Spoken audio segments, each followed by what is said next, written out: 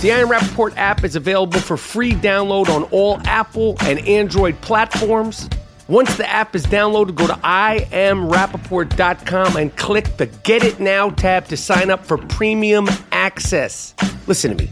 Tuesday and Friday episodes are free on the app. Premium access gets you all the primetime Wednesday, emergency, and archive episodes, plus exclusive videos and bonus content. What, you don't have premium access? Here is what you missed. Here I am alone in the gloom tomb. Game 7. This is why I podcast. Hi, I have Metal World Peace on the line. 5 minutes, right? 5 minutes, 2 questions for the great Brian Scalabrine. Today, we're going deep to celebrate the great James Brown. Steven Jackson, how you feeling, my man? LeBron, he was a rookie. He came and tried to dunk on me, and I have footage of it. I grabbed him and slammed him to the ground, and this wasn't even the playoffs. There's only room for 4 people on the banana boat. Download the I Am Rapaport app today.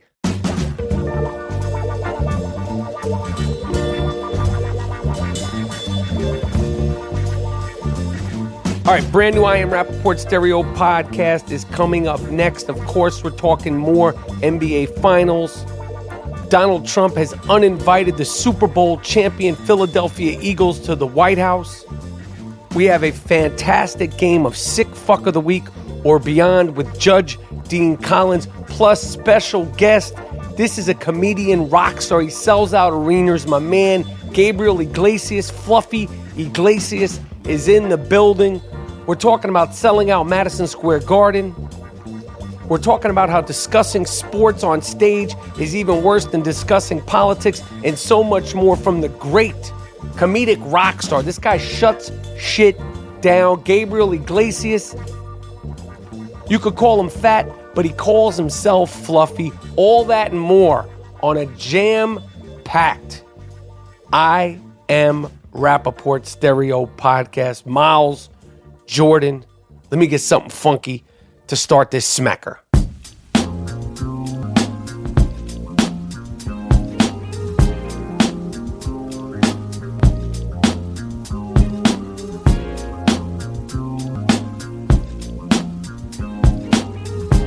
All right, I'm going solo on that ass. Later on, Judge Dean Collins will be with me to break down a plethora, a potpourri of so many different sick fucks. We'll be deciding, are they sick fucks? Are they beyond sick fucks? My name is Michael Rapaport, a.k.a. the Gringo Mandingo, a.k.a. the Jake LaMotta of podcasts, and we are fresh off the plane from San Francisco.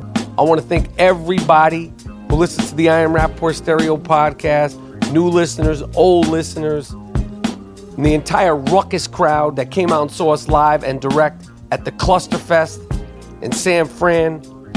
I'm always surprised by how rowdy that crowd is up there. I don't know why. I do not know why that the San Francisco crowds are like to talk and be a part of the show, but I love it, and I appreciate all you guys for coming out. It was a great show.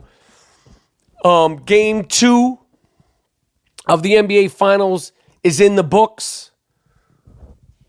Jordan Winter of the Dust Brothers, producer extraordinaire, will tell you at about the 4-minute mark of the fourth quarter, I said LeBron is now tired. You could see it. You could see it. He ran out of gas, and I don't blame him, but I don't feel bad for him. Okay? The Golden State Warriors went on to win. G. Moody, whose last name rhymes with duty, if you see him on a corner somewhere talking to himself, he will probably be mumbling something about the Cavs are going to win in 6. They're going to win 4 straight, blah, blah, blah, blah, blah. More questionable calls. Again, I don't care. You win some, you lose some. At one point, LeBron James went up to catch a long outlet pass from Kevin Love. Steph Curry, who's about 180 pounds, and Klay Thompson, who's probably about 215 pounds. I can't do the math on that, but that together combined is about 25 to 50 pounds heavier than LeBron James, the self-proclaimed football player who loves contact. Everybody was in an uproar. Everybody went up. Everybody banged into each other. Everybody came down on the floor. No foul was called. Everybody was upset. Later on in the game, LeBron James put Jordan Clarkson in a fucking arm bar, literally could have broken his arm. I don't think it was intentional, but the way he moved and the way he locked him up, he could have broken Jordan's arm. I don't feel bad for LeBron. He's not an underdog. And we forget when the Miami Heat played Dirk Nowitzki and the Dallas Mavericks, D. Wade in his prime, Chris Bosh in his prime, LeBron James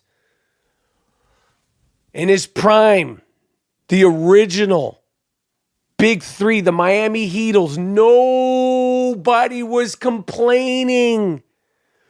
LeBron's overmatched. Dirk Nowitzki's an underdog. Why is everybody rooting for Miami? You should be rooting for Dirk Nowitzki. He's an underdog. They beat their asses. Remember that? There were no other quote-unquote stars on that 2011 Dallas Mavericks team. J.J. Barrera, Corey Brewer, my main man Caron Butler, Tyson Chandler, my dude Deshaun, but the only Jason Kidd was on that team.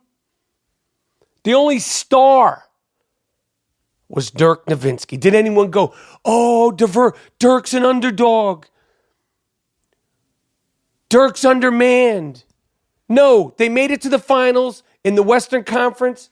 The Miami Heatles with D. Wade in his prime, Chris Bosh in his prime, Pat Riley at the helm, general manager, and of course, LeBron James in his prime. Dallas beat their asses. But every single move that goes against LeBron James, they're not this. Fuck that. Fuck that. Fuck that. It's 2-0. It is 2-0. I am trying to figure out a way to get to Cleveland to be at Game 3 or Game 4. I cannot wait. I cannot wait. I am enjoying the greatness that is Steph Curry. I am enjoying the defense of Game 2, Kevin Durant. I am enjoying Klay Thompson. I am enjoying Draymond Green. This is a sport. This is a team sport. I don't care about this GOAT. He's the best player. He's this. He's the best of all time. Unbelievable. This is not tennis. This is not thumb wrestling. This is not boxing. This is not badminton. This isn't swimming. This is a team sport. It's basketball. It's 5-on-5, 12-on-12. There's coaches. There's all that. I hope they sweep them in 4 games in the land, in the fucking wasteland. Speaking of tennis, the great Serena Williams had to pull out of the French Open in the 4th round. She was going to play Maria Sharapova. They call it a rivalry. I think she's beaten Maria Sharapova 19 times to 4. That's not a rivalry. That's an ass kicking. But Serena had a pectoral chest muscle strain. She's been playing very well. She's picking up steam. Obviously, she's back from having a baby. She had a 2-year layoff. She was doing well, but she had to pull out. That was disappointing to me. I think Serena Williams, she's one of my top 5 favorite athletes. Men, women, any sport. Like she's just an ass-kicking, dominant force of nature. So that was disappointing that she had to pull out. The flight back from San Francisco, we didn't get to go to Game 2 because the show, our live show, overlapped with the start time of the game, and we would have wound up being those assholes that show up at halftime, and I'd rather just watch the game. But that flight from San Francisco is always deceiving. It's always deceiving. It's never on time. It's always delayed. It never takes off when you're supposed to. It's always 20 minutes on the ground, 25 minutes on the ground. But I had a little incident. A little incident on the plane. I was, the flight was at 10 o'clock. We started flying around 10:30. I was minding my business the whole flight. I had my earphones in my ear. And I was so hyped about the game, the ass kicking that the Golden State Warriors put on the Cavaliers in Game 2. I, wanted to make one of my iconic Instagram videos. And I know I'm on a plane. I know to mind my manners. I don't want any beef on planes. We talk about that a lot. It's no longer the friendly skies. You got to watch yourself. So I very quietly, and I'm talking about like this.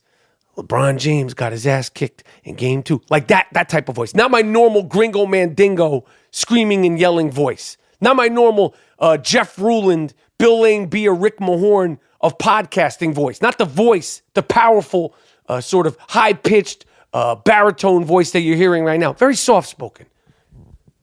I had my back turned. I had my hoodie covering my phone. I was literally talking like this. LeBron James got his ass kicked, and I was trying to make a video. Now, we all know I have my signature cough. I wasn't coughing on the plane, but the guy sitting next to me, who was probably about a 50-year-old guy that needed a facial astringent, very oily skin, had been sneezing like a banshee the entire flight. Like not a normal sneeze, like I chew like that. But like that loud, like the whole thing, like the whole, like, it's shocking. I don't care. Who am I to judge? I cough, I snort, I fart.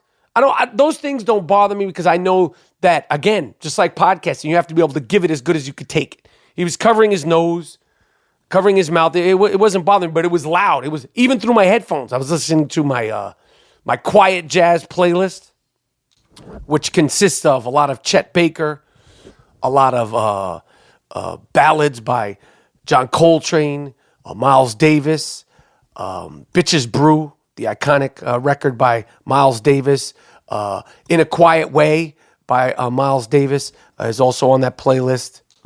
I have certain ballads by Billie Holiday on that playlist. Of course, you need some Thelonious Monk on any jazz playlist, especially if you want that quiet, chill jazz, and a few select cuts by the great Charles Mingus, and so on and so on. Okay, but this banshee was sneezing the whole time. I'm talking real ruckus. Fuck. Like bone shaker. I didn't say a word. I start my video. Again, I'm telling you, I know I can be obnoxious. I know rules, regulations, and etiquette of a plane. So I'm telling you, I wasn't talking loud. The guy taps me while I'm in the middle of doing my video. And he goes, "Excuse me," taps me. I go, "Yeah?" He goes, "We can hear you," talking to him and the guy next to him, who wasn't even with him. I go, "Yeah? Well, I could hear your fucking sneezes the entire flight." I literally said that. It just came out of me. He looks at me shocked. He's thinking, oh, well, if he's polite and he says, "Well, we could hear you, I'm going to stop doing my video." No, fucking snuffleupagus. You're interrupting everybody's peace. We've all been in San Francisco all day. We all want to get home. You're sneezing like an elephant in pain, and you're upset about me basically mumbling to myself into my phone? Excuse me. I can hear you, snuffleupagus. You shut up. I didn't say that. I said what I said. But that's what I felt. I don't want to get into a confrontation because that's how confrontations happen on the plane. I realized at that moment, had I been drinking or I had been with some other people, or maybe he's with another person, you shut up. Next thing you know, you're fighting in the aisles. He said what he said. I said what I said. I finished my video. I had to redo it later on because, he threw me off. When I make these passionate pleas on social media, there's a sense of joy.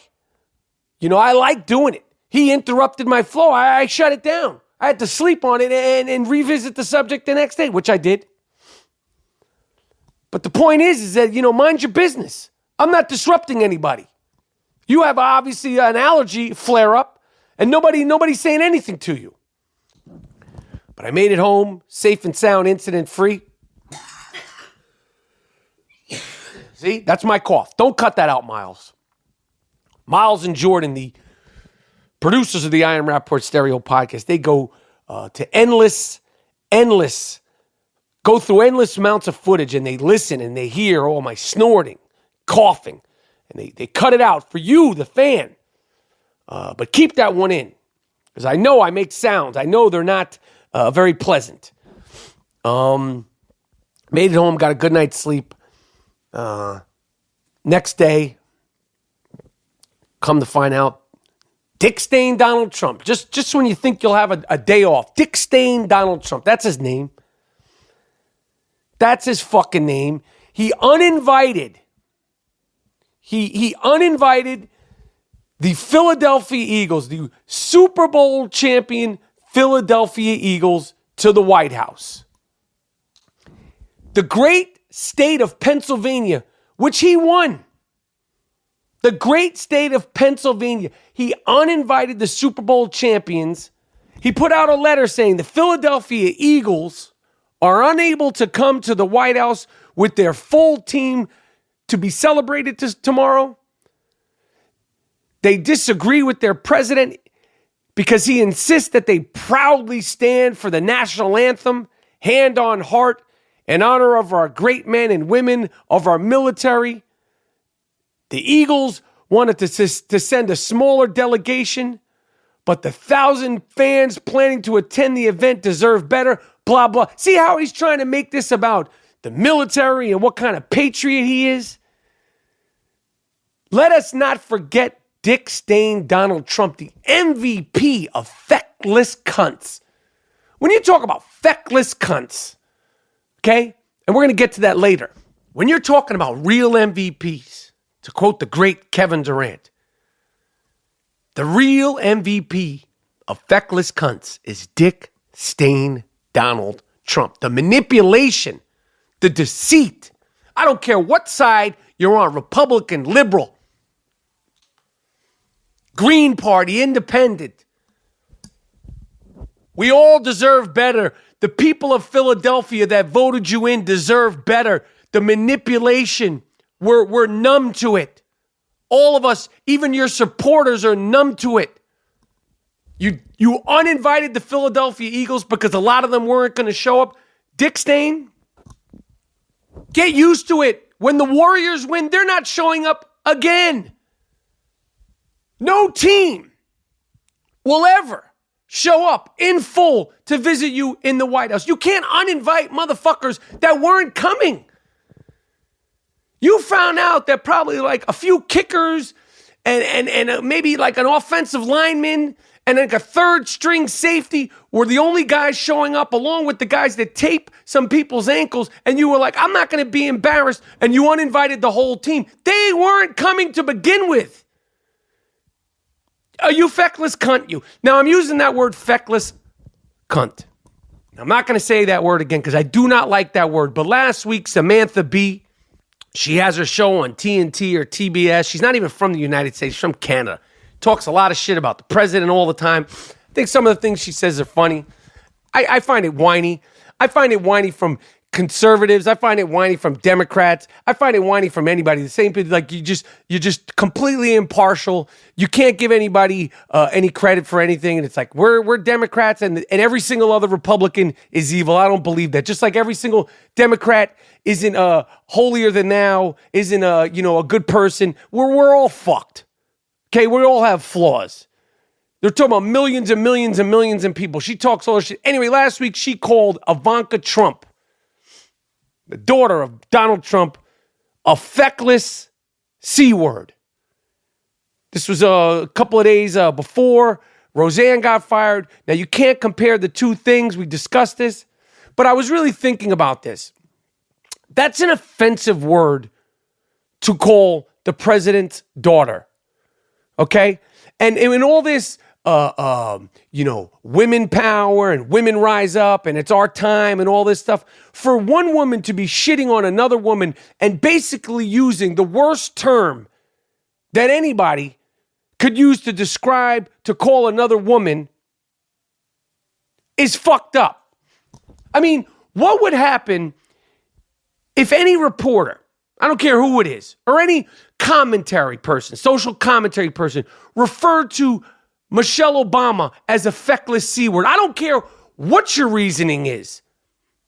What would happen if Bill O'Reilly referred to one of the Obama kids as a feckless C-word? What would happen if a sportscaster referred to Serena Williams as a feckless C-word? What would happen to a news commentator if they referred to Hillary Clinton as a feckless C-word? There'd be no coming back. Now, I'm not saying this chick, Samantha Bee, should be fired. I'm just saying that's a very, very crass word that even I don't like to see. I don't like to support that word.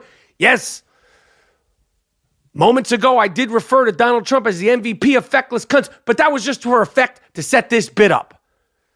The double standards, they're not going to work. None of us are going to get anywhere with the double standards intact. We're in the high point of the women's movement, the feminist movement, and you have a very prominent liberal Canadian, it's not even American, referring to Ivanka Trump as a feckless C word with no ramifications from the network. I'm not saying she should be fired, but an apology should be issued. Something should happen. Suspension, sit her down for a couple of games. Something. I don't think it's acceptable. I don't think it's appropriate. And I'm a pig. I'm a fucking pig. I got a filthy mouth. And when will it end? When will it all end? When will the name calling end? I coined the phrase Dick Stain Donald Trump. Am I right? Probably not. Am I wrong? I don't know. It rolls off the tongue. Listen, we shut it down in San Francisco, okay? The I Am RAPAPORT tour. The I Am RAPAPORT tour is commencing this summer again, okay? We are going live all across the country, and we are taking our act to Toronto all summer long. Me, G. Moody, sometimes the young shooter, Dean Collins, Thursday, July 26th in Toronto. Thursday, July 26th in Toronto, Ontario.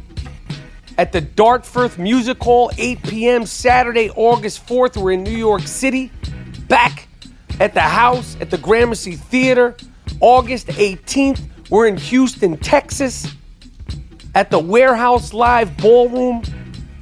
Wednesday, August 22nd, Philadelphia, Pennsylvania. Stand the fuck up. Philadelphia, Pennsylvania. I cannot wait for that show. I love the fighting city of Philadelphia. I can't wait for August 22nd in Philadelphia. Saturday, August 25th in Boston, Massachusetts at the Wilbur Theater. There might be more dates, but that is it for now. I am RapaportTour.com. Go to IamRapaportTour.com. Love Philadelphia. Can't wait to do a show in Toronto, the beautiful city of Toronto. We are going on tour this summer. You can get all tickets at IamRapaportTour.com. I can't believe the Philadelphia Eagles, Harold Melvin and the Blue Notes, the great Teddy Pendergrass, the Stylistics, Daryl Hall and John Oates, a.k.a. Hall & Oates, the Roots. Have you not listened to the Roots MC Black Thoughts record? Streams of Conscious Volume 1, produced by Ninth Wonder. Please listen to that record. Schoolie D, the Philadelphia Sound, all the Fresh Prince, Jazzy Jeff and the Fresh Prince, Rocky Balboa, Adrian, Daryl Dawkins, Paulie, Apollo, and Adonis Creed. All things Philadelphia. You deserve better. You elected Donald Trump and he uninvites your Philadelphia Eagles. Come on, Philadelphia. Oh, yes. My ongoing battle with the stray cats in my neighborhood has reached a high. We're at a crescendo point. We're at a tipping point. So a couple of weeks ago, I posted a video on social media screaming at the cats in my neighborhood. In my backyard, not my neighborhood. It's not like I walk around the neighborhood doing this. This is my backyard, on my front lawn. Cat shit every day. Cat shit every day. If you're not paying attention, you step in cat shit. If I go to get my mail without flip-flops, I step barefoot in cat shit. Not cool. Not a cat person. Certainly not a stray cat person. Okay? So I posted a video of me screaming at these cats, yelling at the cats. You know what I do. Beth Stern, wife of the great Howard Stern, actually reached out to me and she suggested, because she's a heavy, big-time cat person. Her and Howard with the fucking cats. They'll take in anybody's cat. If they, I tell you, you know what, Howard? Beth, you love cats so much. Why don't you come over for dinner? We'll cook for you. I won't keep you long. Take all these fucking cats. Take them. We'll walk just up the block. Bring some tuna fish or whatever the fuck you do to trap them. Take them. I'll pay for your flights and send them the fuck back to New York, to the North Shore Animal League, to your apartment in Manhattan. I don't care where you take them. Your house in the Hamptons, take them all. You want to put them up for adoption? Great, I'll make a donation. You take the cats from my neighborhood, Howard Stern, Beth Stern. I'll make a donation. I'm sick of these fucking cats. But Beth Stern reached out to me through Baba Booey. She suggested, very nicely, I don't want any beef with Howard Stern. None. It's very nice. Matter of very nice. That we get something that when we looked up, it's called wolf piss. They don't call it wolf piss, but it's essentially, they call it wolf urine. I call it wolf piss. It is what it is. Send me the link for something on Amazon. You could buy it. It's wolf piss. It doesn't harm the cats, but it'll keep them away. Great. Beth Stern knows. If you follow Beth Stern and Howard Stern, it's all they talk about on social media is those fucking cats. Okay, so I order the wolf piss. 15 pounds of wolf piss. 15 pounds of wolf piss. I got to call the people. I get put on hold. Some company up in Maine. They figured out a way to get wolf piss, and they put it in like a little mix. It doesn't come in a liquid form. It comes in a mix, and you spray it all over the place, and keep the cats away. Cost me $289 plus shipping. 15 pounds of wolf piss. Get a call from my mail place. Oh, you got a box here. Is it a big box? Yeah. Is it like 15 pounds? Yeah. Okay, great. I'll go pick up my wolf piss. $289. They send you the thing. They don't even put the sprayer. They didn't send me 15 pounds. They sent me 10 pounds. They sent me something else. Somehow the order got messed up. I had to call up the wolf piss people in Maine. Literally, I'm on with the robot customer service. They said, your wait time is 20 minutes. I said, I don't need this shit. I'll just start with the 10 pounds and I'll figure something out later. I have to go all around the house, the perimeter of my house, not that big. Spray the wolf piss, which is like a spray. Again, it's like a light sand formula. I don't know I don't want to know. I just want these fucking cats out of here. Takes me an hour to spray every corner, every crevice of the yard, of the backyard, near the pool, my little sitting area. I came back in, I had a headache. I had like wolf piss headache. And it's TBD, to be determined, if in fact the wolf piss works. And it's TBD, to be determined, if in fact I will get my lost 5 pounds of wolf piss that I already paid for. I will keep you updated, people, because I know you're on the edge of your seat. You're probably losing sleep, wondering, what's going to happen with Mike Rapp's wolf piss? Don't worry, I'll keep you informed, up to date, in real time if possible. So you ever heard of Buscemi Shoes? Like Steve Buscemi, but a guy named John Buscemi makes these fancy shoes. Very nice, very successful company. My guy, John Buscemi's from New York. He's got a sandwich place out in LA called Uncle Paulie's. They got the prosciutto, they got the vegetarian sandwiches, they got the mozzarella, they got all the shit, the sandwiches. They got the bread, everything you need for your sandwich, everything. But he's got this company, big company, Buscemi Shoes. Maybe your girlfriend uses them. There's some ones for the guys. Some of them, I told him, I said, some of them it looks like Euro dance club shoes. They got straps, zippers, buckles. I don't do that. But some of them are dope. Some of them are dope. And J-Lo wears them. Rihanna wears them. This one, that one, fucking A-Rod wears them. But I like the low-key version. But my guy, Buscemi, anyway, I was with him the other day at his place, Uncle Paulie's. I think we talked about Uncle Paulie's with Joey Coco Diaz. He's talking to me about this cryotherapy, where you go in these chambers for like 3 minutes, and it's it's like freezing cold, and I found out you cover your extremities, your feet, your ears, and your hands, and you go in there for 3 minutes, and it's like a form of recovery. It's rejuvenation. It's good for inflammation. It's good for joint problems. It's like sitting in an ice bath for a half an hour, but you have to do it for just 3 minutes. He's telling me about it. He says, it's very easy. It's a place around the corner. Let's go. I said, fuck it. I got nothing to do. Preparing for a podcast in a couple hours. But other than that, I got nothing to do.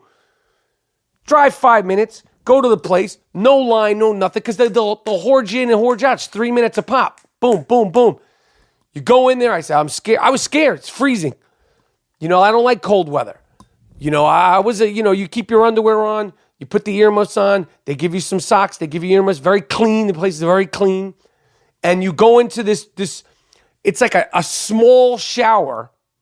Think of a small shower enclosed. Not the kind that a lot of people use for Instagram where you have like your head out. This was like you go in some shit. Like you shut the door. There's no head sticking out of the top. And one of the perks of it inside is it talks to you. It'll say, okay, 3 minutes. And then it'll say, you have 2 minutes left. First minute's easy. And then it'll say, you have 90 seconds left. And you get to request one song. I didn't know what song to request. So I said, I'm going to do something that gets me hyped. Sure thing, get me hyped. First, I tried to do 99 Problems by Jay-Z. Classic song, get you hyped because you want to stay moving in there. You want to kind of jog in place, shadow box, whatever you do. Choke your chicken, whatever you want to do. I decided to do The Game and 50 Cent's classic, Hate It or Love It. Hate It or Love It, the beginning goes on top. I don't know. That song, the song. Go in the fucking chamber. Music starts. I can't see 6 inches in front of me because the vapor, it's like being in a meat freezer. Can't see literally 6 inches in front of me. Music's on. I'm jumping around. I can't see anything. I'm hanging on just so I don't slip. I got on some like flip-flops with socks on, 2 pairs of socks on. 30 seconds left. I'm like, I'm not gonna make it. I hear the lady goes, 30 seconds left. And that's the hardest part. But I made it all the way through. And when I got out, I felt fantastic. And it was weird because all your joints where you might have pain, like your hips, like I hurt myself. I fell down last week shooting an episode of The Guest Book. Hurt my hip. Like all the places where you have little nicks and little bang ups, my elbow, they all, like I could feel them. Everything was vibrant. I'm moving around. My neck feels good. I'm stretching. You warm right back up, and it works. So my first experience with cryotherapy was pretty good. I'm going back. They have couples cryotherapy, so you and you I don't know if you want to go in there with the homies, or you could bring your girlfriend in there, or your boyfriend in there, or the girl you're dating, or your wife, or your ex, or whatever the fuck you want. You can't bring your pet in there. Fucking thing will freeze. And you could go in there. But I suggested cryotherapy, and I had a good time in there. So my guy Buscemi, who I got to have come on the podcast, this guy's got 1,000,001 stories. He took me. I went, and I'm going back tomorrow. I feel like $1 million. He said, how do you feel? He checked in with me 2 hours later because, I might crap. Anything can happen. I whine and complain. He said, how do you feel? I said, I feel vibrant. You fuck you. I said, I feel like $1 million. All right. I feel great. And now we have the main attraction. My man is a comedic rock star, Fluffy Iglesias, Gabriel Iglesias. Sells out arenas, talks good shit, plays right to his audience. This is a fantastic conversation with a guy who is not your run-of-the-mill comedian. He'll tell you himself. He's made up. This guy's paid in full from telling jokes across the globe and beyond. He travels all over the world, talking shit, selling out arenas. We're talking about what country has the most beautiful women. We're talking about what's funny and what's not funny in the Midwest, and so much more with Gabriel Iglesias, comedic rock star, comedic genius.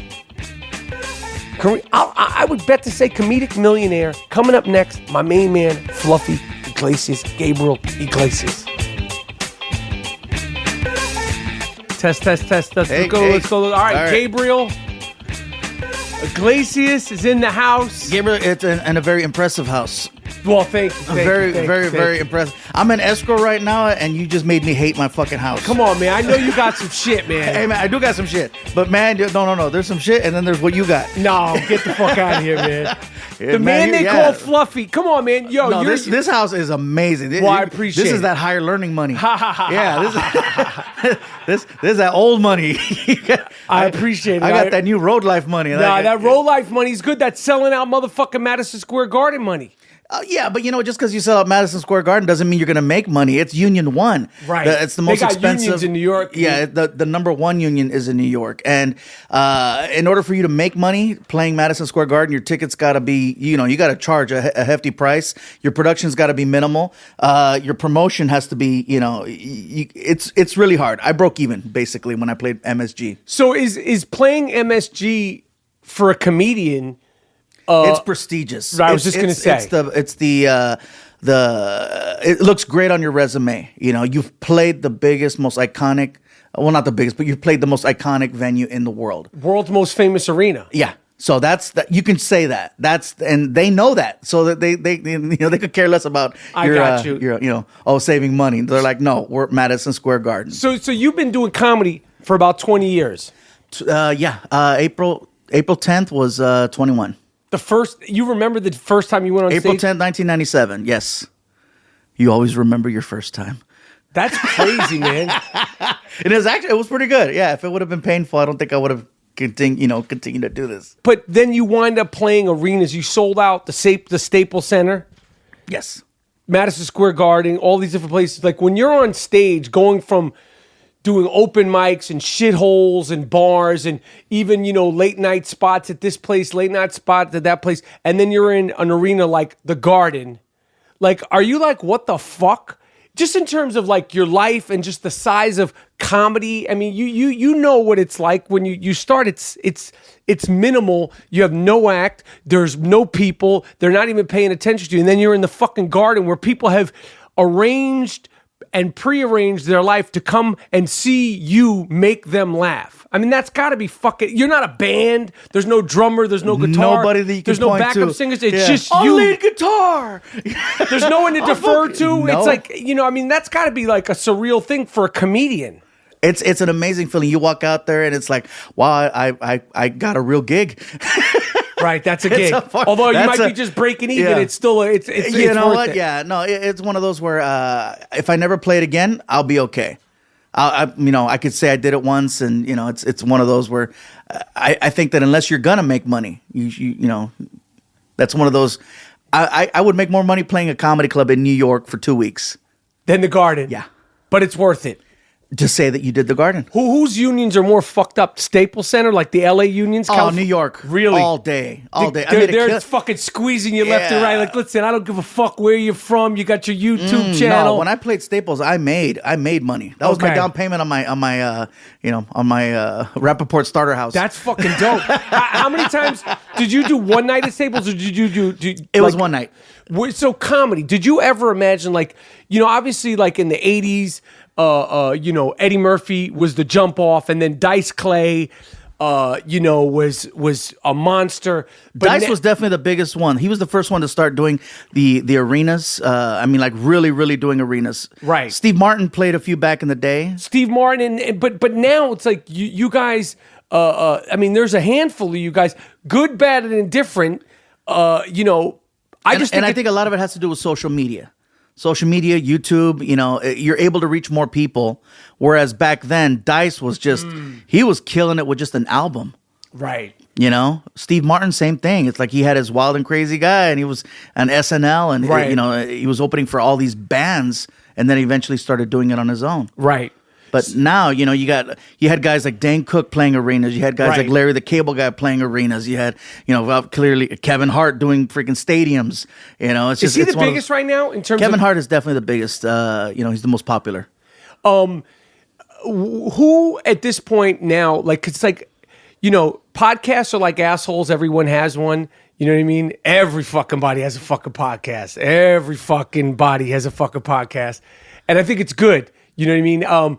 But like comedy. Can I promote my podcast while I'm? Of I'm course. kidding. Do you have a podcast? No, I You don't have fucking time to play a fucking podcast. You're playing fucking arenas. The fucking. Does your photographer? You got a photographer? He's got like a fucking like a SUV. Does your the guy who drove you in the SUV? Does he got a podcast? Yeah, He's right. like Gabe's driving. The Gabe's Right now, he's doing a stream from. He's doing the podcast. He's doing a special on feral cats in the front yard. So, what comedians at this point do you like? When you go to a club, forget the arenas, because like the life of a stand-up comic is like. Like there's such a camaraderie. There's hating. Everybody's sort of like, they're like vultures. I started out as a stand-up when I was young, and I wasn't that good, but I know the mentality. You know what I mean? And I love stand-ups. But like when you go to clubs now, when you go to the Comedy Store to work on your shit or the Improv or wherever you go, who in there is exciting that you like? I'm gonna stay late to watch so and so. Well, if you're at the Comedy Store, Joe Rogan is always an interesting cat when he goes up there. Definitely, you're gonna get something out of Joe. Bill Burr, right? Big fan of Bill Burr. Jim Jeffries is another one. I like comics that do things that I don't like and touch on topics that I won't and just go places that I can't. The fact that they're able to talk about religion the way that they do, or just, life in general. My show, I'm known as Fluffy, bro, so I got to keep my show at a certain place where, it's a broader show. And when you have a broader show, you got to make sure that more people, some people might say, oh, you're not that edgy. Yeah, whatever, dude. Did you see the freaking Staples Center? Right. No, I hear you. I hear you. I respect that shit. You know what I mean? So, I mean... when who says that? Like critics or... Critics or, other comedians. Oh, well, his act is this way or his act is that way. They're fucking haters. That's all it is. It's a bunch of hating. But because anybody that grabs a mic, I don't care if you're the darkest fucking, shit talking, Andrew Dice Clay when he first started, because no one would have thought Dice. His content would even when you watch it now, you're like, whoa. Like that was big back then. You got to figure during that time it was him and Sam Kinison. They were going back and forth. They had this huge rivalry back at the Comedy Store, in the 80s, and it was always like, who's the one? Who's the one? And they were saying wild shit. Yeah, I mean, Kinison had a thing about, what is it, after necrophilia? What was it, the whole thing, gay necrophilia? And it was and made it funny. And made it funny and fucking arenas, like giant stadium and shit. Like they weren't just like, It was the rock garden. shows. Rock shows. It was like some Guns N' Roses, like Bon Jovi type of shit. Yes. Do you make a choice at this point in your career because you have a broader fan base? Do you make a choice to like you said, stuff I can't say or stuff I won't say? Is there stuff that you want to say that you could say on the I Am Rapaport Stereo Podcast? Is there topics that you want to go after that you pull back from because of, you're fluffy? Well, I try to stay away from things that really, really just offend and rub people the wrong way. So anytime you get into politics, religion, and sports, you're skating on some thin ice right there. And you will always, sports will divide people in half like nothing else. This is how I know politics and religion. Oh, sports, people will heckle you and just get all pissed off like. About the preference of team? Here's the order of how people get offended. If you talk about sports is number one. That they'll vocally get crazy about politics and then religion in that order. Sports number one. Yeah, sports is the number one thing that'll rile people up. If you're in San Diego and you're talking about the Dodgers and or San Diego, is it that or they don't want to hear it? For example, let's say you're talking about for example, hey, I grew up Catholic and in the Catholic Church and blah blah blah. If I start talking about something, the room might get quiet and nobody might, they'll stay quiet. Whereas if I say, because the Dodgers and blah, blah, blah, there'll always be somebody that'll be like, oh, the Angels or the Giants. They don't want to hear their, another team. That's interesting. They'll always. And that's crazy that you said it first. Yeah. And it's the number one thing. This is how hardcore sports is. I was in Cleveland, Ohio. Those fucks. Yeah. They're sensitive. Okay, so you said there's one thing I can't say, and at Cleveland, you motherfuckers in Cleveland. Okay, I can't say that when I'm in Cleveland. But here's the only reason I say this is because I was telling a story about how I was performing at a university, and I didn't know the level of how passionate people are in Ohio about their sports. I said, so I was performing at this university in Michigan, and as soon as I said Michigan, 2,000 people booed me in unison. They booed me like I took their money and spit in their face, and they would not stop booing me. And keep in mind, I was making them laugh the whole time up to that point. Damn. And then I was like, oh my God. And some girl in the front row was like, you said the M word. I go, what do you mean? I go, I didn't say the N word. She goes, no, the M word. I said, what did I say, Mexican? She goes, you said Michigan. And you don't know what's going on. It took me a second. When she said Michigan, I was like, oh, that's right, the Wolverines and the Buckeyes. But I didn't think Buckeyes because I was in Cleveland, not in Columbus. I got you. But that's how passionate they are. These are the same people that set fire to LeBron's jerseys. Yeah, these fucking animals out there. And then he comes back and it's like, And oh, we missed you. He's going to leave again. That motherfucker's going to leave again and leave them right where back to fucking nothing. Yeah. And that's their comfort zone. The thing about Cleveland is like, they know he's going to leave. They know they're not winning the championship this year. And that's where they're comfortable being. Fucking miserable and beaten down. And then obviously you're never going to get another LeBron again. They're going to be fucking miserable and just like back to fucking square one. See, this is stuff I can't say on stage when I'm in Ohio because it's not going to go over the same way. Now, if I'm on stage, can a comedian do that in a place like Ohio? Like if a comedian is riffing like that, will a place like Ohio have a sense of humor about themselves? You know what? I think that it all depends on the delivery. It all depends on how you present it to them because... How was that delivery right there? That was straightforward. See, that's the thing with. Am I going to get booed doing that? I mean, I'm not a comedian, but like that, like because they take their shit so fucking seriously. But when you're getting, so for instance, you're seasoned, but when something like that is happening and you could feel the crowd shift against you, and obviously that's not like you didn't offend anybody, but it's like, you could feel the crowd shifting against you. Does your heart start to like race a little bit, or are you totally seasoned and comfortable dealing with it? The thing is that if I start to feel that the crowd is going a certain way, then I redirect the show. But in that situation, it wasn't like feeling it. No, it was direct. It was like, as soon as I said Michigan, it was like, click, we loved you, we hate you. Were you able to get him back? It took me 10 minutes of apologizing, sincerely telling them, listen, you guys, I would not dig a hole for myself and offend, try to insult you guys. I says, I want you guys to have a good time and leave here happy. That's the last thing I want to say. I know, but I know what you're saying, but that's crazy that they took that so seriously. And it's not like you made a political joke. There was no politics. There was no... Not even religion. No race, no nothing. No. Jesus Christ. I said the M word in Cleveland, and it did not go over well. So when I went back I can't wait till LeBron leaves those fucks once and for all. Oh, I talked about it too. I talked when I went back. I says, hey, you guys. I said, I'm going to tell you a story. And I talked about how the last time I was there, I got booed for that. And I said, let me explain something. I would not intentionally do that. I says, but you guys take sports, way too serious. I go, you guys got to find other things to get excited about. If you're getting that upset. And then I go, I said, when I left here last time after getting booed the way that I did, I was in the back cursing you guys out. I was like, yeah, that's why LeBron left. Right. That's why he left. You cocksuckers. So when I say cities, now obviously you have a big fan base, so it might not work now, and people are coming to see you. Probably not in Cleveland anymore. Probably not in Cleveland, especially after this. Thanks, Michael. And they're like, you're on that guy because they don't like me in Cleveland because I fucking break their balls. But in your earlier years, what would be like the toughest crowds, like toughest cities, just like as far as a comedian, like what is sort of the crowd that like sits back? Not now, because like when you go to a place now, you have a built-in audience. But for a younger comedian, what would be sort of like the state that's like you have to earn their laughs?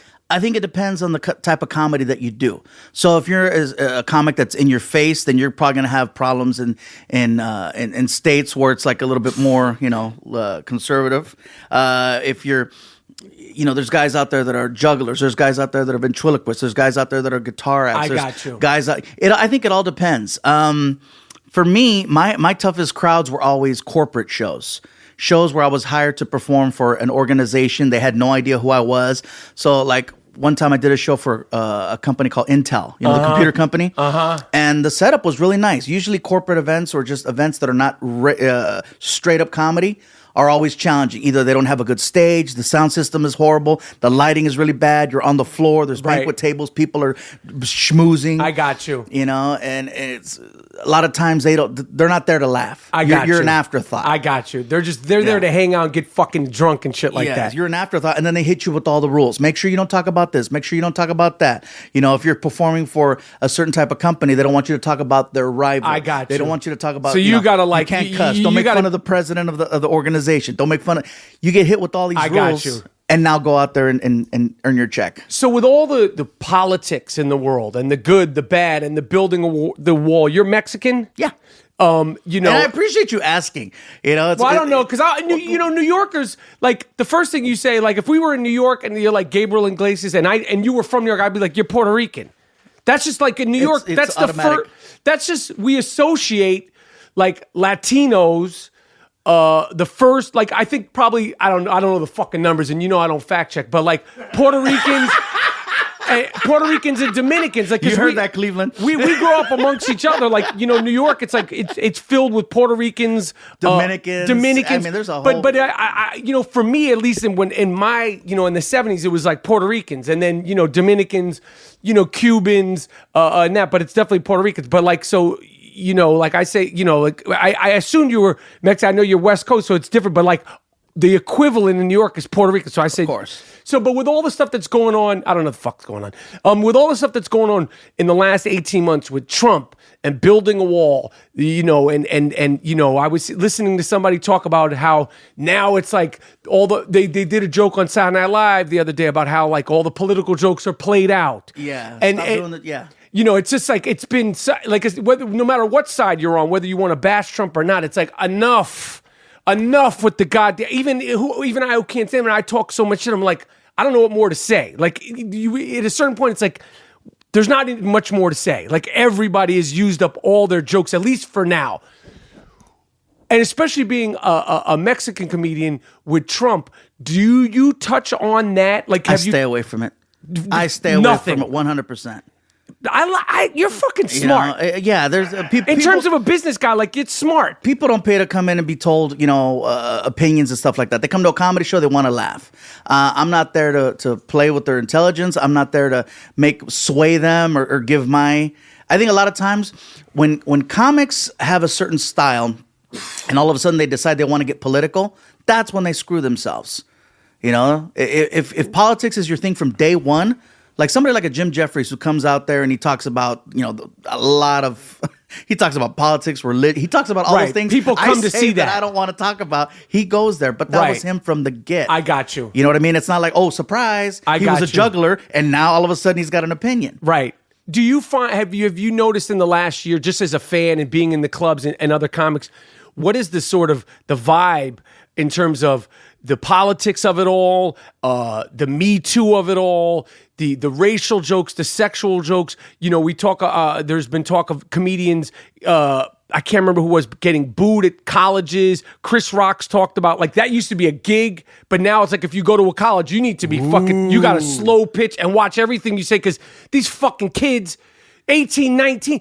I imagine being a comedian getting fucking heckled by some fucking 19-year-old kids that are hopped up on fucking weed and their first, you know, week of drinking and booing me because I make a joke. I mean, that's gotta suck for a comedian, right?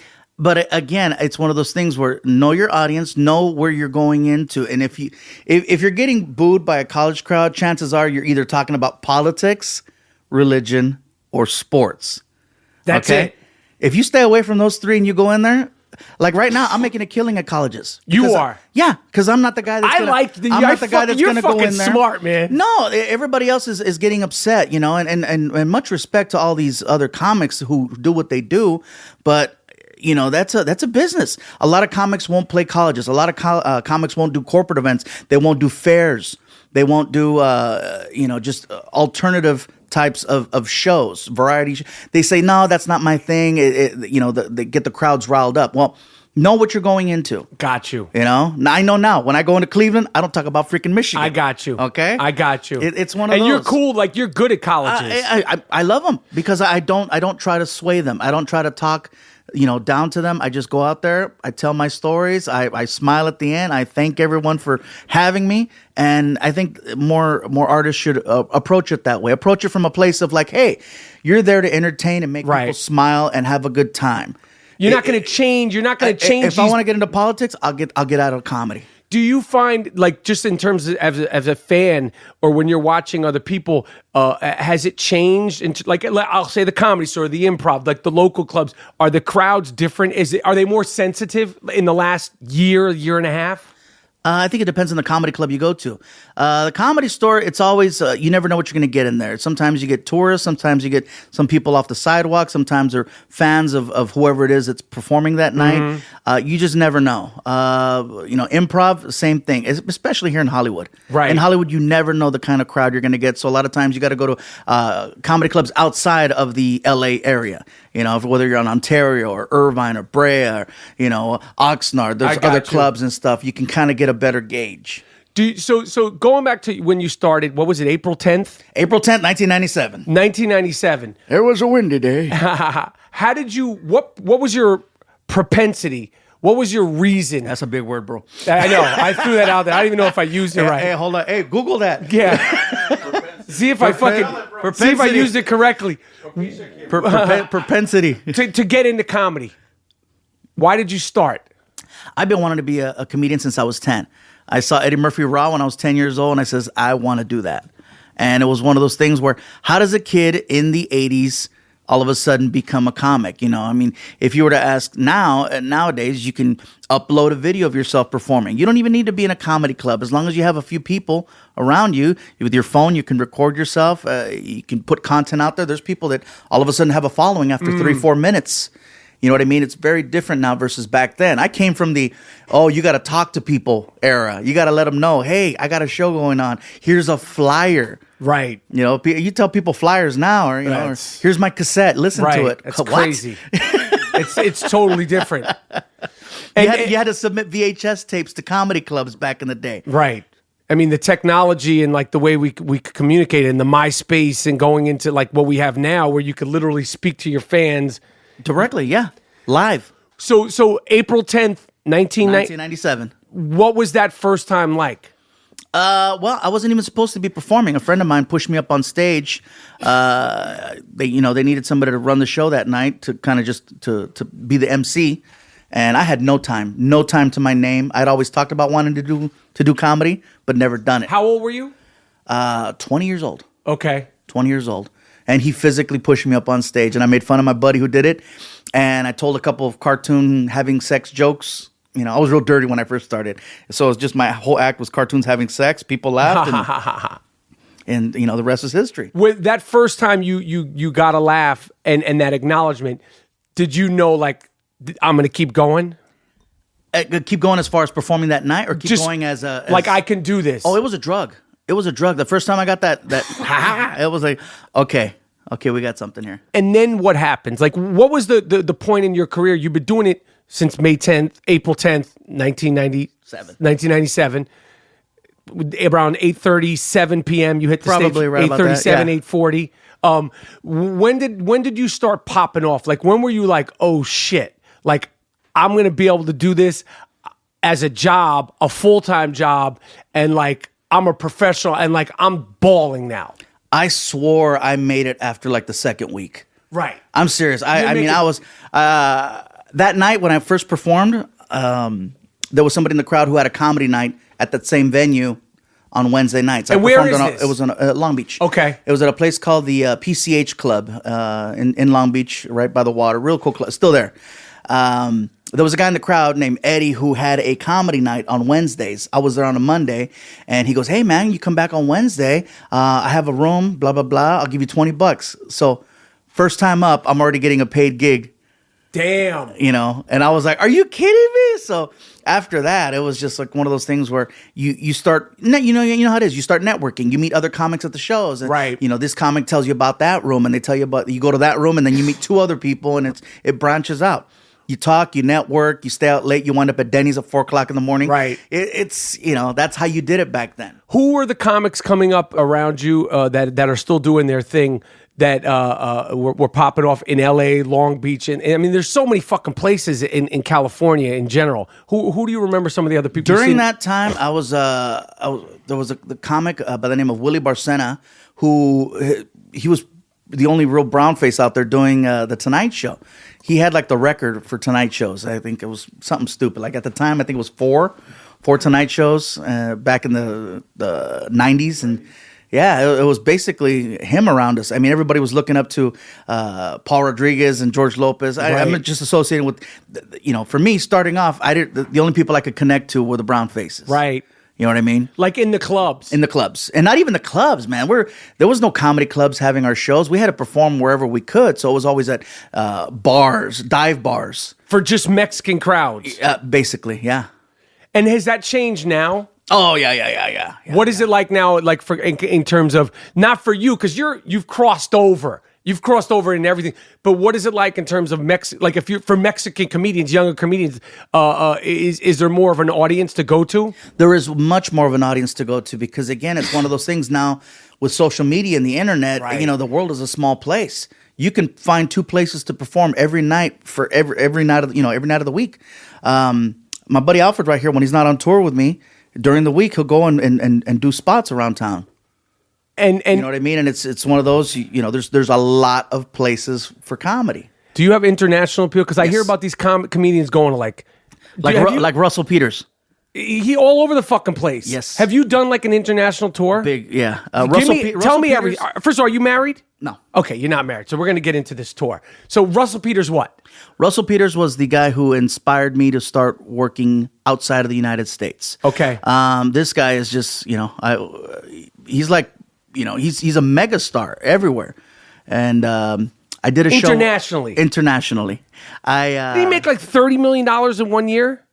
Yeah, I think he made half of that because I think that was the year he got a divorce. But sorry, Russell. Jesus, I performed with Russell in Amman, Jordan. In Jordan, and that was my first time really going out there to do a show, and I didn't know if I was going to be able to relate to the crowd. And you know what? The whole world understands American style comedy.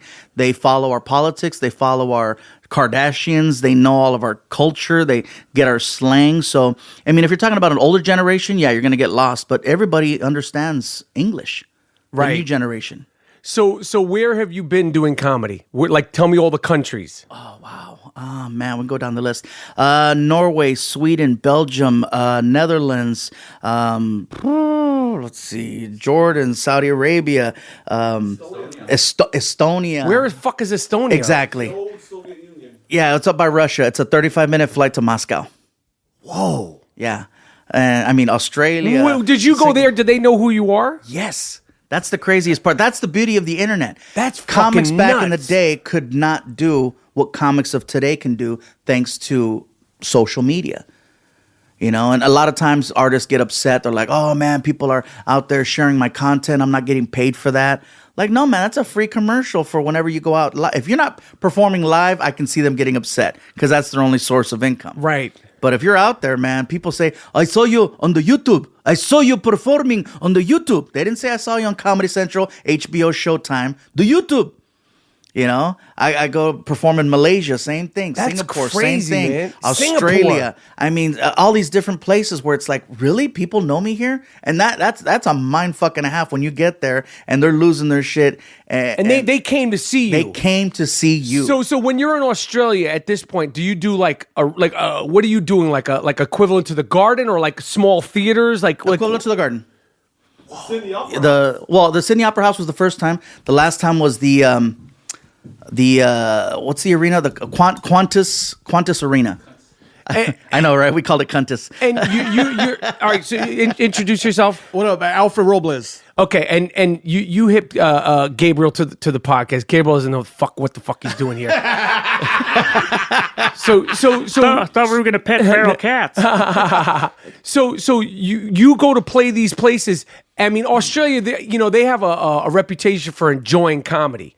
Australia is probably one of the most awesome places to perform as a comedian because political correctness. They're the complete. They don't give a fuck. They don't give a fuck. Are you able to let your hair down a little bit in terms of comedy? I am. I'll cuss. I'll definitely cuss in my shows in Australia, and I might push it a little bit more. Like right now, you just heard me talk about the arena. The arena's called Qantas, but in Australia, the word "cunt" is used like freaking. It's like not a big deal. It's like bro. Right. You know. Right. So, but like here, it's like a misdemeanor. Right. Yeah, you say that here. Oh yeah. Oh. I think it's a misdemeanor plus at least a night in a can now. But yeah, Australia's super fun. And you open for Gabe? Yeah, I've been opening for 15, a little bit longer, like 18 years. So what for you? What has been like a moment like where you're like, wow? I mean, there must be a bunch of them. You know, Dude, every day, bro. Being here. No, but like in terms of a comedy, like when you're like, this is fucking nuts. Like you're doing Staples, you're doing Madison Square, you're doing like all these places. It's like living a lie, bro, because you can't tell anybody this. Because if you tell them that, they're going to be like, shut up, bro. You're at the haha with 30 people. Right. You know what I mean? And sometimes you feel like you don't want to tell them because you're like kind of like showing off. I got you. And you don't want to get that vibe. I got you. mean? So every day it's something different.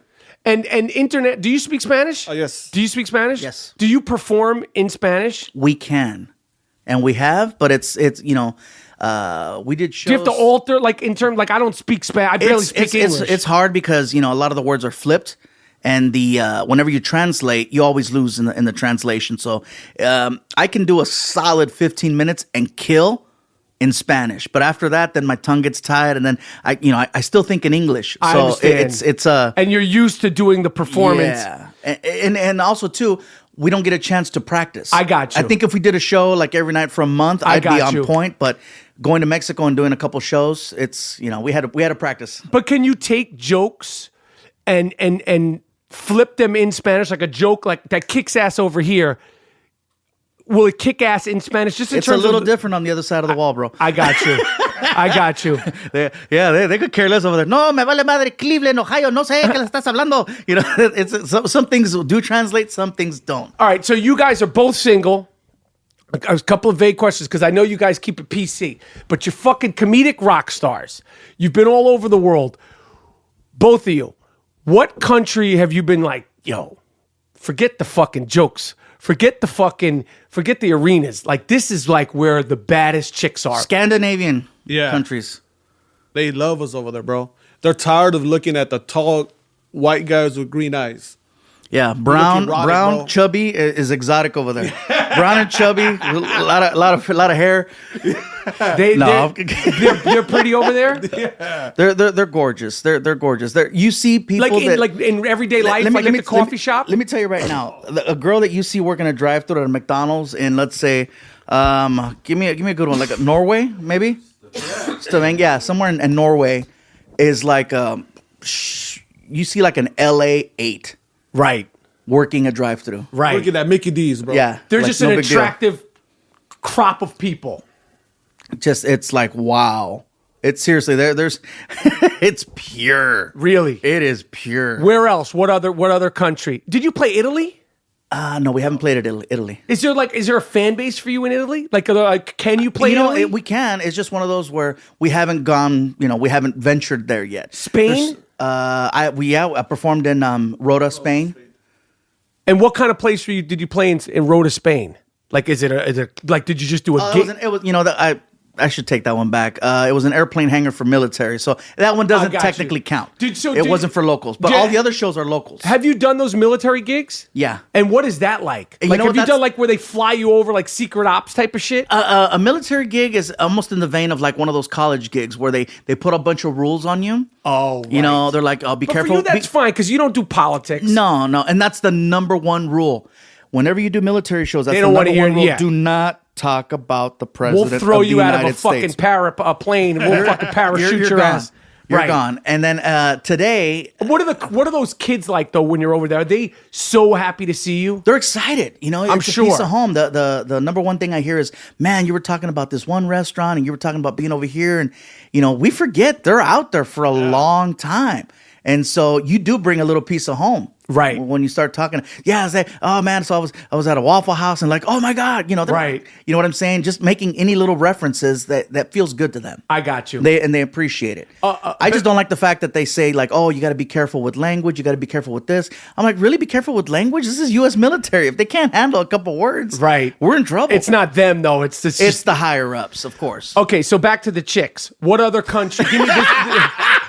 Because I've never traveled that much, and I'm a married man, but I'm fascinated by this. Oh, dude, you swear I'm railing freaking Scandinavian women? No, I'm just looking at them. No, you guys, I saw the twinkle in your eye when you said Scandinavian. They're beautiful. They are. What other? Hot dog carts, bro. Yeah. Is there's hot dog carts? They got awesome hot dog carts out there. They got good hot dogs. Nah, They got bad bitches. I got me some of them hot dogs. I got you. Yo, man, I spanked me a hot dog or two. What's the other country that you could say like you guys are international travelers that you say you got to go here? I haven't been there, but I've always wanted to go to freaking Brazil. You haven't performed in Brazil. I haven't performed in Brazil. Right. But just every image I've ever seen of Brazil is well, just like, you mean image? wow. You mean porno? Well, No, you know, I've seen those too, but Hey, they have a good soccer team, bro. Right.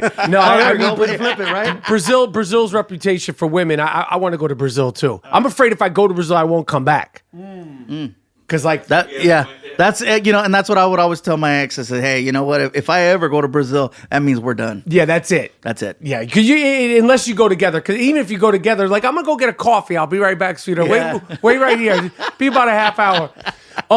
Definitely the Scandinavian countries to answer your question. Okay, Yeah. so let me ask you this. I'll ask both of you guys this. You guys could go back and forth.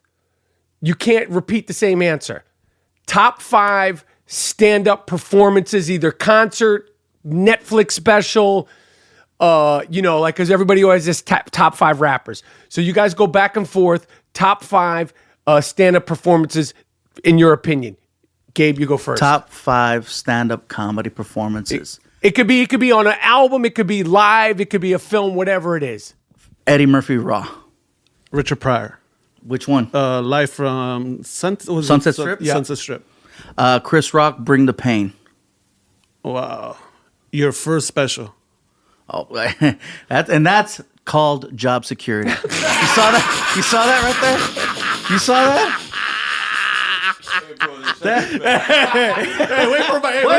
Wait for my third fucking answer, bro. Because you gave him a hand signal. You were at 3. I didn't know what that was. You were like, say it at 3, you motherfucker, you. I was like, wow, Don't do it first. It'll be too obvious. Do it 3. He's been working with Gabe a long time. That's fucking funny. Wait, okay, so you're up. You've done 3. This is your third. This is the third. Robin Williams live at the Met. That's a good one. Bill Hicks. I just don't remember the names of them. That's all right. That's all right. You knew his though. You didn't even know fucking Gabe's number. You're like Gabe's first one, whatever the fuck it was called. You're number 4. Hot and Fluffy. Definitely the first HBO Dice special. I want to say, was it Dice Rules? The one from Madison Square Garden. Yeah, I think it was Dice Rules. That first one. When he was hitting with, was like, what is this? I remember seeing that too as a kid, and I was like, what the fuck is this? Mm-hmm. And the crowd, because unless you had saw it live, you didn't know, like the crowd was so involved, and they were like, hickory dickory duck. They were so like on his every word, and it was so vulgar. And I mean, but like as watching him perform and the cursing and the stuff, it was almost like watching like a porno, like in terms of the vulgarity of it, but it was so original and so bugged out. So that's a good choice. 4. Mitch Hedberg's first 30-minute special on Comedy Central. Okay. Ooh. All right. George Carlin live from Carnegie Hall. Okay. Damon Wayne's first HBO special. Oh, really good. All right, that's a good top. That's top 10s. Yeah. How big can comedy get, and what's the bubble on it? You hear about these comedians, good, bad, or indifferent. Obviously, Chappelle, $20 million for 4 specials. I don't even know if it was 20 each or whatever. The last one, and I love Chappelle. The last one was like oh, I can make $20 million. Let's just set up some fucking cameras at the At the comedy store. comedy store. We were talking about that. Yeah, like all the other specials, big production and stuff. It's like, And they were like, you can make 20 more. and then And on you're the like, fuck it, last just- one, he's like, yeah, we're gonna save a couple bucks. It was a good special. And it was I liked different. it. I mean, and it was sort of like Intimate, It was so slow-paced. raw. Like Kevin Hart has definitely set the bar for how big a comedy special can be. I was there for the filming. I can say it was a filming. It wasn't a taping. It was a filming. What do you mean? Of mean? his last special. What Now in Philadelphia? Right, in the I was there football at the stadium. football stadium. I want to say it was something ridiculous. It was definitely over 50,000 people there for comedy. Was that crazy to see that? It was crazy. I mean, I remember driving down the street and it looked like I was attending a football game. You know, people were tailgating. Are you I mean, serious? there's lines. I mean, it was insane to get in. It took Wow. us 20 minutes to get into the stadium. Wow. Just to get in, you know, and then find our seats. And then, you know, we're sitting there and you know, he had a helicopter flying over doing passes to get shots. Wow. When you have aerial shots in your special, wow. That's fucking crazy. While he was performing. Yeah. Damn. Yeah, fuck a drone. I got a Right, helicopter. right. I got a helicopter. Right, I'm not video. using a fucking little bullshit drone. No. The drone won't pick up the Yeah. enormity of this. That's No. crazy. Yeah. So, but what do you think? I thought I was killing it with a drone. We got a drone. Right, we had a like, little- hey, I go, hey, did you get the drone shot outside? Yeah. That's funny. So what do you think? Do you think it's good? Do you think it's bad? Will because I was around in the 80s. I spent a lot of time in Los Angeles and during the disco time of comedy, like when it was, and then the bubble burst. You know, like because it was the Dices and all these guys, and it was huge, and then it sort of plopped. And then it went away. Comedy sort of went away, and then it came back with the Dane Cook. Dane Cook and MySpace. Blew it back up. He did. People don't give Dane Cook enough credit. I think agree. there was a lot of hating back then on Dane Cook. Dane Cook, blah, blah, It was blah. his genes. He's a college act. He's only blah for frats. He's this and that. They freaking just beat him up. I agree. But they did not give him enough credit because, man, he grabbed that bull by the horns, man, and ran with it.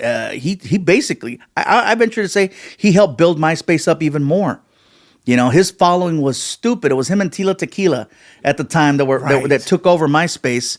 And those shows, man, I mean, he would just do a post and sell out. He didn't need to promote. All he had to do was go on and tell his Right, fans. I remember that HBO special. You know, it was insane. He was definitely a rock star comic. Yes. You know, and he definitely needs a little bit more credit. I think that Kevin Hart, what he's done with it, he's taken it to a whole different place, and I don't think that it can get any bigger. I know that Eddie Izzard did a huge show years and years and years ago. I want to say that was the original comedy record of him doing a show. It was one of those venues, a big venue like a Wimbledon, somewhere out there in Europe. I think he had the previous record, but Kevin Hart is consistently doing massive shows. But so are you worried that like it'll stop? Not just for you, but just for comedy. Like it'll be like, fuck it, I don't want to keep doing this. Like it's just too much. We've seen too much. I definitely think that it's a wave, and I think that if you know, if we're not careful, we're gonna, because I mean, for the longest time, Comedy Central was cranking out special after special after special, and if everyone's getting one, then it's not really special anymore. It's like, well, here's the new one, here's the latest. That's why I give a lot of credit to Netflix. Netflix does a lot more vetting. And I mean, every now and then they'll get a deal where they'll get like a special for like, you know, a quarter, and you can see it. You can see that that it's like, or you can see, and I'm not naming some people, but I just saw somebody. I was like, motherfucker got paid a lot, and like he just was like, again, it was like, oh, they're giving me this money, I'm gonna go do a special. And I'm like, this like a special, like the ones we just rattled off, like, you know, those were like crafted. You know what I mean? Like only so many people.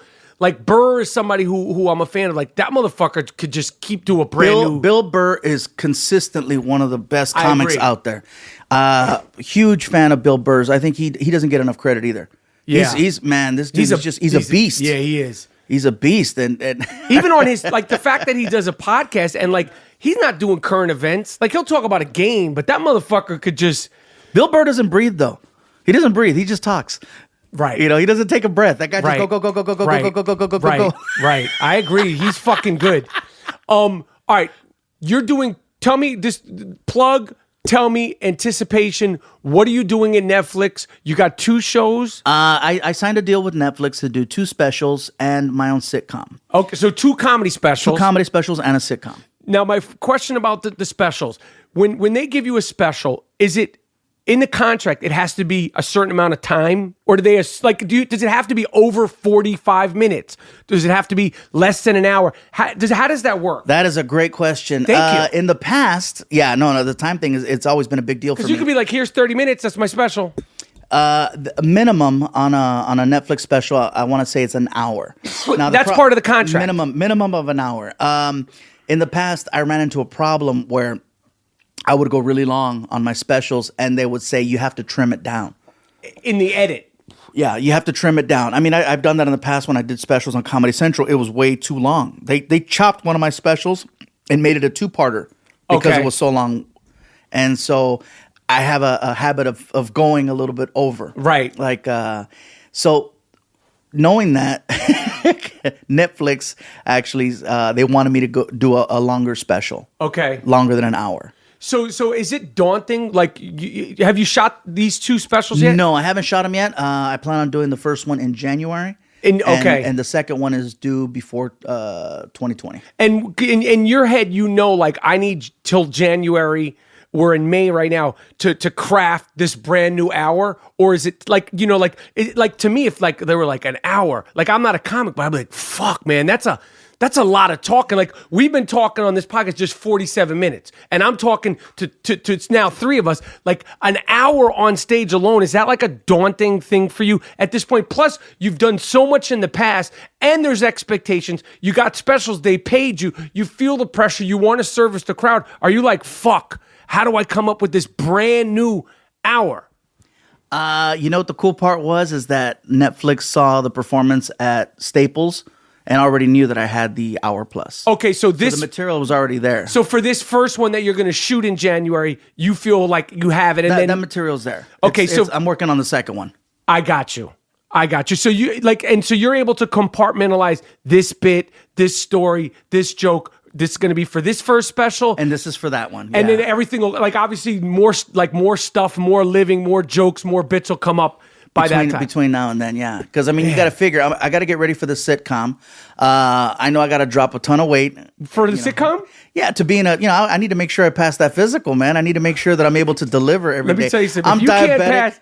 If you can't pass a Screen Actors Guild physical, you're in fucked up shape. Well, because those physicals aren't physicals. No, I know exactly the doctor you go to.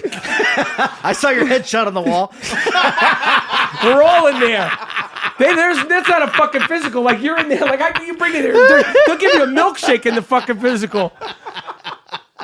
Screen Actors Guild physicals aren't fucking physical. Like I'm like, why don't you just call the guy and let him know I'm breathing? I'm good, doc. Fine, Put your fingers to your neck. Yeah, that's it. Yeah. All right, count. Cough. Like I'm good, doc. You can FaceTime the Screen Actors Guild doctor. Hold the camera to your balls. That's funny. You're good. But so you, for your sitcom, why do you say you want to lose a ton of weight? And how much is a ton to you? Like, what do you? Well, I'd like to lose at least 30, 40 pounds between now and just because you want to look good. Well, I want to look, but I want to feel better too. I know, like right now, I don't feel great right now. Right. I'm in the process of rebuilding my whole tour and going back out there and stuff. And I want to feel better. I got you. I'm a big guy, but I can still be a big guy, but be a little bit lighter and be a little more fleet of foot. I want to make sure that my knees aren't hurting. Right. I know that those 30, 40 pounds is going to make the difference on my knees and just on my, my sugar levels. You're diabetic? Yeah. You got to be careful with the diabetes, man. Oh, yeah. I had a friend, Fife Dog from A Tribe Called Quest, the funky diabetic. Diabetes, I mean, the deal with diabetes. You can't fuck around with diabetes. I mean, as it is, I'm already getting the signs on my legs. And Come on, man. So you don't want to fuck around with diabetes. Do you have to you guys are obviously friends. You're partners. You work together. He's a fucking strong army. I saw him strong army to mention his special right in front of you. Strong arm. Yeah. Do you, when you're on the road, because when I traveling, whether you're on vacation or doing gigs, it's an unhealthy environment. Forget the extremes, but just The planes, the fucking the meals, it's shit. How do you guys maintain yourselves on the road? Because you get sick. There's fucking pancakes in every place. You got a run and gun. Like there's no time for. Obviously, Fluffy's not a vegetarian. What do you like? How is that? Like is the lifestyle? I'm glad you brought that up. It's hard, bro, because we're on a tour bus. So it's kind of. Oh, you're on a tour bus. Yeah, and then we're in the middle of nowhere. In the bro. United States, you're on a tour bus. Yeah.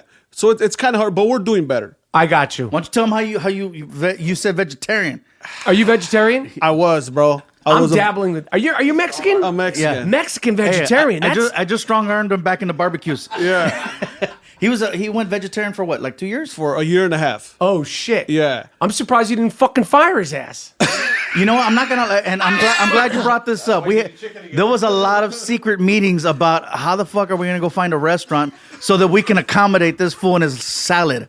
Right. It's like we want to go eat at this one place, and it's like, oh my god, all they have is meat. Right. No, I get it. I've been dabbling with it for health reasons. Yes. And I stopped eating red meat in 2012 for I had a lot of back issues, and I stopped eating red meat, and bro, it went away. I listen. As much as I hate to say that I agree with you, I have to agree with you. I don't know. I mean, everybody's body is different. Listen, you're a fucking beast. I appreciate you guys coming on the I Am Rapaport Stereo podcast. I wish you continued success. I wish you continued health. Good health. We'll get these 30 fucking pounds off. Maybe we go for 50. We got to be lean and mean for the sitcom. They got those fake stairs when you're going up to you're going up to your room. Who created the sitcom? That's funny.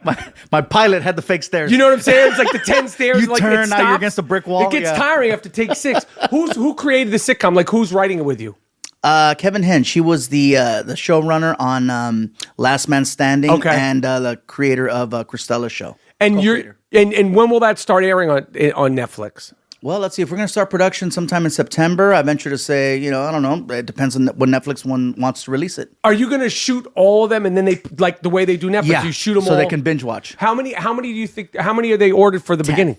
Good for you, man. 10 out the gate. So I'm pretty like, woo, okay. And this ain't a pilot. It's all the way. And what is it based? Is it based on your life? Like, or did they come to you with the idea, or did you have the idea? It's the premise is what would have happened if I would have chose becoming a teacher over becoming a comedian. So I'm actually playing myself because it was either comedy or becoming a teacher. I got you. And so I was always talking about, if I wouldn't have done comedy, I would have been a teacher. I got you. And so the whole idea is me being a teacher in the Long Beach Unified School District. I got you. But your personality. And it's me. Yeah. All right, listen. I'm a fan. I appreciate you coming to rock with me on the podcast. I wish you guys both success. Watch out for the Scandinavian women. Watch out for the Scandinavian hot dogs. Keep killing it. Keep doing your thing, and just keep being fluffy, man. You make people happy, and I really like talking to you. And I love the way you look at things. I respect it. Thank you. All right, you guys. Thank you. I'm gonna go find that feral cat for you. Go get. Watch. We're gonna go outside. We're gonna find some fucking cats. I Am Rapaport Stereo podcast.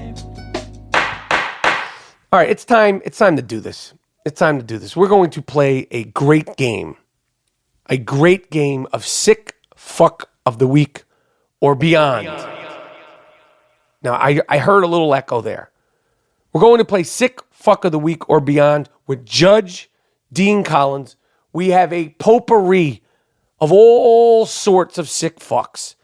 And we're going to get right down to business. We're going to get to every single thing that's on the docket. Judge Dean Collins will decide, is it a sick fuck? Are they beyond sick fucks? Let's bring in Judge Dean Collins. Let me get a round of applause. Okay, here we go. It's another episode of Sick Fuck of the Week or Beyond. Echo will not go away with Judge Dean Collins. Hello, Michael. I'm glad to be back. Thank you for joining us, Judge. I know your time is very busy. You're a busy I've had a person. very busy schedule. Very, very tight. You're a judge. You don't just work here at the I Am Rapaport Stereo podcast. No, I go case by case, but I'm happy to be here. You sound real calm today. Yeah, I'm chill. I'm just like... Why are you chill? I'm in a very zen mood. Why? I'm not going to lie. I actually smoked a little bit before today? the podcast. So you're a high judge? You're a judge who's... It's actually... it's legal out in California. So, I mean, I'm not a high judge. But you're at work right now. I wouldn't say I'm high. I wouldn't say, "Oh, I'm high." And But I'm you making sound chill. How'd you get your plant? Oh, well, I get the plant, and you're supposed to call them flowers. By the way, don't say, where do you get your weed? Like When you go to the weed place, do you refer to it as weed? Exactly. It's not the weed place. You could call it the flower store now. But It's not the flower store. Everybody knows a fucking weed joint. It's a dispensary that sells weed. That's how I feel. But I went in They there. get offended if you say... They're very, very touchy with the use of the word weed, or they say use bud or use flower.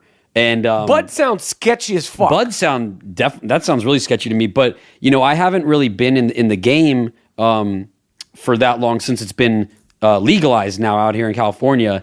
And I went in with an old rec. What's a rec? It's like paperwork that says even a recommendation. A recommendation, Doctor's exactly, recommendation. from the doctor. Don't talk short form, because not everybody listens. This is a worldwide podcast. Not everybody is living in a state. They're not used to that LA weed. Well, that just the terminology general.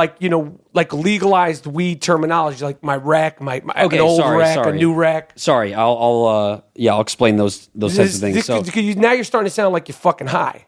No, man, don't put that into my head. All right, I'm feeling good. Okay, I don't need ahead. the stress. But no, I walked into this place and they said, "You just show me your California ID. You don't have to sign up for any paperwork. You don't have to give me your phone number. As long as you got your license. That's it." And I was like, "That's it?" Like, yeah. I mean, it was incredible. And I walked in, I got the quote unquote flower, and I walked out. Did you say what kind of flowers you said, or what kind of weed you got? I let them correct me. I'll just be like, what kind of, what's the best strain you have? So what'd you walk away with today? I walked away with something called Jackie O. Jackie O. I was smoking that Onassis. Does that make you feel like you got your head blown off? That's a little too soon. For me, that's a little too soon. The 60s, bro. I understand. Maybe that's what they were going for too, unintentionally. I didn't think about it like that until you said it. But I have to say, it does make me uncomfortable when you say that. A strain of Jackie O. That's the first thing. Like maybe it makes you feel like you just got your head blown off. I'm in a very zen mode, like I just told you. So it's the complete opposite. Maybe they were being ironic. I don't fucking know. Like that Gorilla Glue. That's not a like. I just picture like me. Like being fucking stuck to a couch, like just not being able to move. Gorilla Glue. Like certain weed strains or flowers, as they call them. They name like Charlie Sheen. They have Charlie Sheen. They did when that was a whole thing, and that was like you go fucking they have crazy. That Tiger's Blood. That's right. That Goofy Grape. Still, they have that. They have that. They got that Tiger Woods where you being you're not being too faithful to your girl. That's like fuck weed. It's like Viagra weed. of weed. Exactly. Okay. Anyway, cool. so it's been good. I feel good. All right, cool. Well, listen, you know the name of the show. It's Sick Fuck of the Week or Beyond. For new listeners of the I Am Rapaport Stereo podcast, and I suspect there are many, many, many, I present a Sick Fuck of the Week. Sick Fuck of the Week is an award that is earned, not given. It is an award that is earned, not given.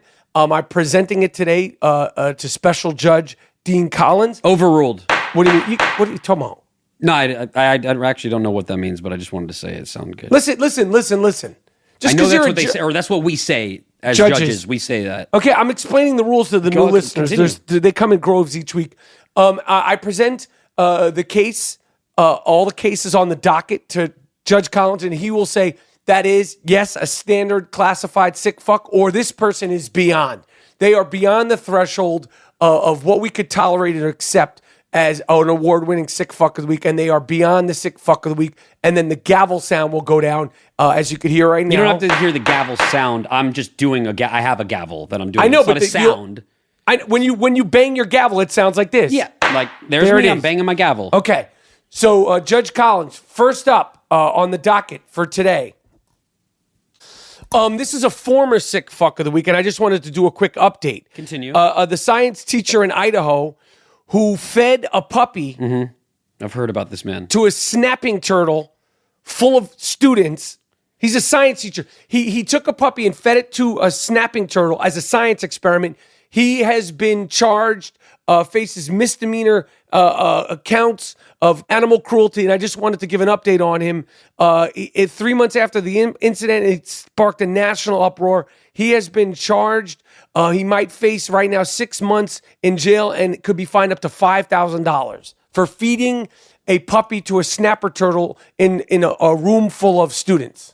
Yeah, I mean, Michael, this is a case that sounds very familiar to me, but then I go back to the other sick fucks that we've had on in this court, and it kind of reminds me of the raccoons being drowned by one of the teachers. I think she had all the students drown the raccoons. Yes. This is a very similar case. Yes. So I'm going to have to kind of look at it in a similar light. I believe with that case, I said sick fuck of the week. It's gonna have to be another sick fuck of the week with this case. But if we get another one of these things where teachers are having their students drown certain animals or feed them, I'm gonna have to say there's going to be the beyond category coming up. But I want this out of my courtroom, and I'm just gonna hit case closed, just sick fuck of the week. Okay, well, a Michigan State physicist.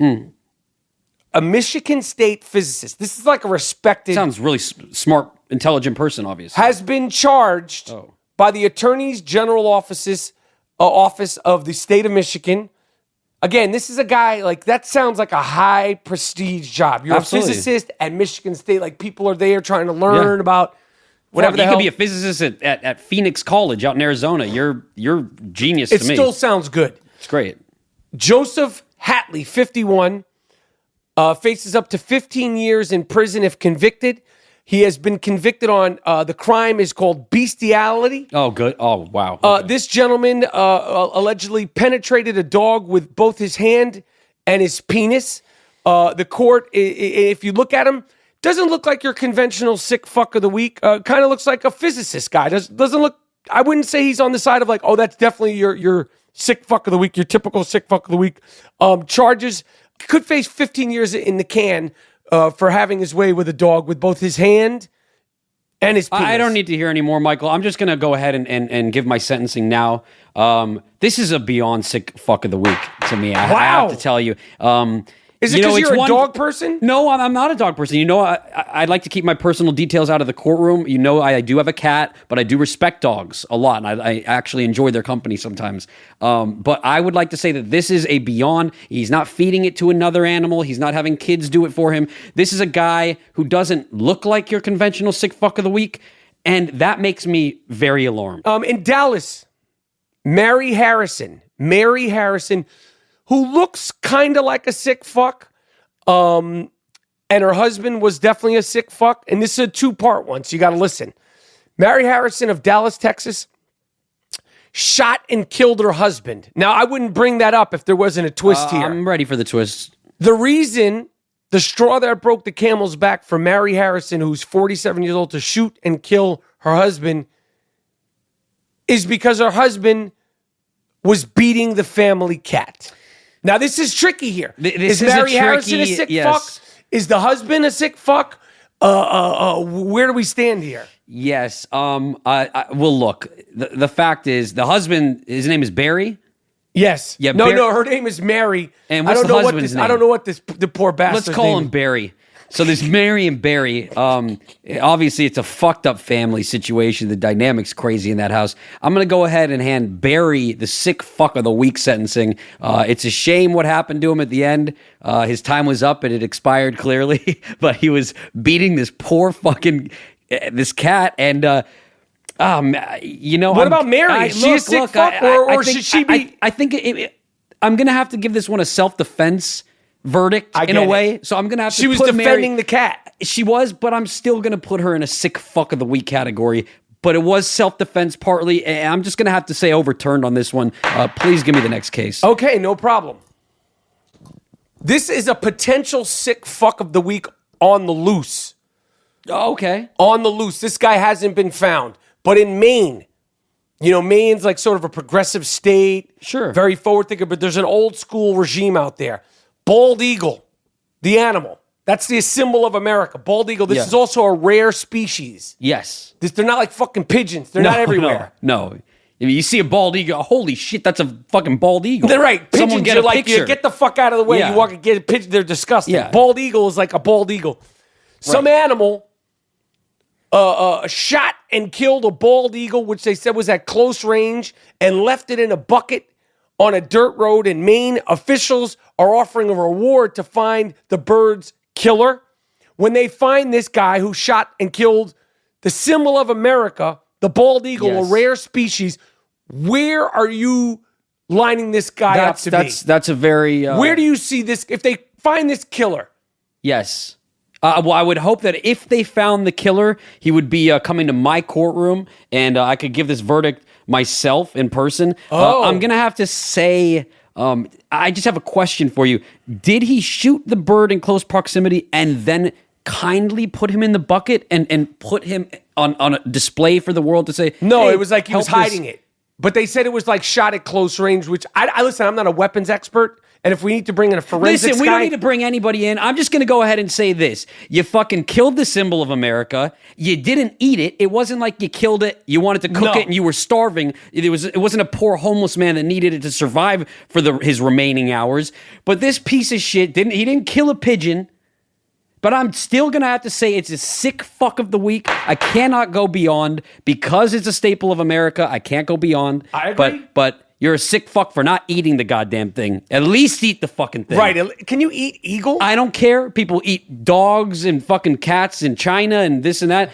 If you fucking provide for your family meal. I don't know. Okay. All right. Well, this is a case in Nashville, Tennessee, where I think these gym workers. I'm sorry. Is this a new case? New case. Oh, can I ask you then before that? What's next on the docket, Michael? Oh, you just wanted to say docket. Yeah. Well. Okay. What's next on the docket is in Nashville, Tennessee. Police are looking for a man. These are two men that worked in a gym, like a local gym, a fitness center. Sure. Balance training. You know balance training Yeah, at of course. Belmead Galleria shop. It's in a fucking shopping mall. Okay. Yeah. Okay, in Tennessee. One worker, Dominique Michelli, is looking for, he's on the loose. He got into a beef over some weights and some paranoia in the gym, and these guys were both apparently pumped up. Dominic, who's on the run, he's on the lam, chased and wound up stabbing, not fatally, with a hatchet around the gym. Imagine you're in the gym and one guy's chasing another guy with a fucking hatchet. So where's the hatchet? Because you're wearing shorts, you're working out. Where do you hide something like that? I don't know, but he chased the guy around the gym, stabbed the guy, stabbed him in his abdomen, stabbed him in his arms. Obviously, Dominic Michelli, who again is on the run, and by the looks of things, he looks like a sick fuck. He doesn't look like you're like right away sick fuck, but he looks like the type of guy. He's got like the 5 o'clock shadow that looks like it could have been filled in with a little bit of shoe polish, and he's got those weird beady eyes, and he's got glasses with a little tint. It just he doesn't look. You always have to. The eyes are definitely a window to the soul. They're the window to the soul, for sure. This is you go to the gym, you pump iron. I do, and I have to tell you, Michael, when you told me about the gym situation with the Hackett, and I'm picturing other people on the treadmill looking, they're watching their poor news on the screen, and then you see Hatchet, fucking guy coming over here. I mean, this is the Texas Chainsaw Massacre. This is a family-friendly gym. To me, this could be made into a horror film, considering he's still on the run. The fact that, you said his name was Dominique or Dominic? Dominic. I'm not going to put him on Dominic. Because I was going to say, Wilkins. if he was born into Dominic Wilkins, he ain't the human highlight film. I'm just saying, don't put that on the human highlight film. I wouldn't. I'm going to have to go ahead and look. He didn't fatally stab him, correct? I agree. I know where this is going. I don't know if I want to give him points for having a hatchet to begin with to bring to the gym. That takes a lot of courage in itself. I don't know where you put a hatchet. So that's I just have a lot of questions. Just give the fucking sentence, I guess I would say sick fuck of the week. Give him the fucking sentence. I'd say sick fuck of the week. You're the fucking judge. I give you the responsibility. Okay. Give the fucking sentence. Holy shit. Sometimes the judge got to think about the sentence, bro. I mean, this is a man's life right here, okay? Well, I'm not just fucking giving out fucking coupons to get a free Taco Bell, all right? Let me fucking think about his sentence because I have a little bit of respect for the guy. Okay. So that's where it gets tricky. Okay. So I was close to overturning this one, but I'm going to go ahead and say sick fuck of the week. Fine. But some credit for the fact that you snuck a hatchet into the gym. Okay, fair enough. What's next on the docket, Michael? The next one is, I try to stay impartial. I am the creator and I am the generator of the sick fuck. We don't need to hear that from you, Michael. I'm patting myself on the back. I know you are, but we could just get to the judge. You give it to the judge. Okay. A sick fuck dog breeder in Pennsylvania. Sells dogs, breeds dogs in Lancaster County. Sold dogs to some customers that weren't barking. A husky they found that the dog had been illegally debarked, which I guess is a surgery you can do. When it was looked a little closer, this piece of shit dog breeder had devocalized these dogs by sticking a pipe-like object down their throat to damage their vocal cords. I would like to stop. I don't want to hear any more of this. I'm sorry. I like to keep my feelings out of the courtroom. This is a disgusting story. I don't need to hear any more. You provided me with the evidence, clearly. I'm ready for my sentencing. This is going to have to be a beyond sick fuck of the week to me, Michael. Just hearing it horrified me. The fact that dogs can't talk in general is very sad, and it's the one thing they have to communicate is their bark, and you want to take that away from them. You're the scum of the earth. I have nothing more to say but beyond sick fuck of the week. I understand. I really don't like to hear that one. The place has been raided and shut down. 3 people. I have a lot of friends that have dogs. I'm not with it. Imagine if they did that to Wheezy. Wheezy is, let's just say, not the sharpest knife in the shed. It's all about personality. The best personality, the most loving dog. Just great. My dog has no tricks to offer. Sitting and staying for about 45 seconds is a highlight. Loving, caring, emotionally, totally present. But you love your dog. Love my dog, and my dog could bark, especially when there's trouble around. When there's people around the house, he barks. I'm going to have to say this man, an equivalent sentencing for what he did to the dog, he should be castrated, I think. Or maybe we take your vocal cords out, No, we're going to take your fucking balls off while we take your vocal cords out, and I'm going to take that lead pipe and I'm going to shove it right up your fucking ass. We put it right up your keister. Yeah, I'll put it right up your fucking keister, you fuck. Get out of my fucking courtroom. I've heard enough evidence. Beyond sick fuck. Moving on. Okay, finally. And I want to thank the fans for sending in all of these sick fucks. I want to thank the Sick Fuck of the Week Whisperer. I want to thank all my Instagram DMers. Which we did talk about the Sick Fuck of the Week Whisperer, and I never officially got an answer back because I had kind of brought up the point that you thought Mike, the Sick Fuck of the Week. I thought Mike, the Sick Fuck Whisperer, may very well be a sick fuck of the week. I don't know if he's a candidate. Based on my experiences dealing with him, I don't think he is. I just think he's got a nose for it. I know, but there's a lot of people where you go, I didn't see that. I didn't see them being the sick fuck, but that makes them also a little bit more... Listen, Mike, the Sick Fuck of the Week Whisperer, I am not going to get in the way with your work and what inspires you. The guy's got a nose for sniffing out sick fucks of the week. And all the other people on Instagram, DM... He could be a sick fuck vigilante that's doing well for the community. I'm not going to fault him for it. All the Rapapack dudes on Twitter. Thank you. We appreciate the questions. Everybody sends them. Don't say my man, because then you have to say everybody's name. I know, but say one person's name. The reason why I'm saying the Sick Fuck of the Week Whisperer, because he sends, he'll send me 12 in a clip in one day, and I'm like, wow. And they'll all be gold. Straight up. That doesn't disturb you, though. I'm not judging it. No, but you didn't like, this isn't someone, are you going to take, is he going to meet your mom someday? No, I didn't say I'm going to have coffee with him. He makes me, I want to bring a third party if I have coffee with him at first. Yeah, at first you definitely want to do that. But that's neither here nor there. But yeah, continue. It's your show, so. All right. The last case on the docket for today, Sick Fuck of the Week or beyond, in Spokane, Washington, a 45-year-old man has been arrested and charged with animal cruelty. This is an animal cruelty episode. I just present the cases. This guy had broken up with his girlfriend. He had been harassing his girlfriend, and to get back at her, this is bad. My mom just had LASIK surgery. She's a horse person. She loves horses. You might want to cover your ears, Mom. I know you just got your eyes fixed, but this might hurt your ears too. To get back at his girlfriend, this piece of shit cut off the tail of her horse. The horse was in critical condition. The horse wound up dying. He's a harasser and a horse tail cutter offer. Your Honor? Now, he didn't give this horse a haircut of the tail? He cut the fucking tail off. The whole tail off. I can't believe you're even having to think where this guy's going to go. I need to know a little bit more about I just told you. He and the girl were going through a breakup. He was harassing horses. her. And instead of fucking her best friend, or like Yes. doing something like a normal person might Yes. do, or like writing a mean tweet about her. And then the horse died. Yes, he cut the tail off, killed the horse. Yeah, God. Wow, you're on the fence. I about just this? don't know whether to do a beyond or a sick fuck because I've given a lot of other animal cruelty sentencing out with sick fucks. If you love an animal, you love an animal. But again, and I don't mean to like put them on a measuring scale, but we're going into like exotic animals. Okay, yes. We're talking about the horse here.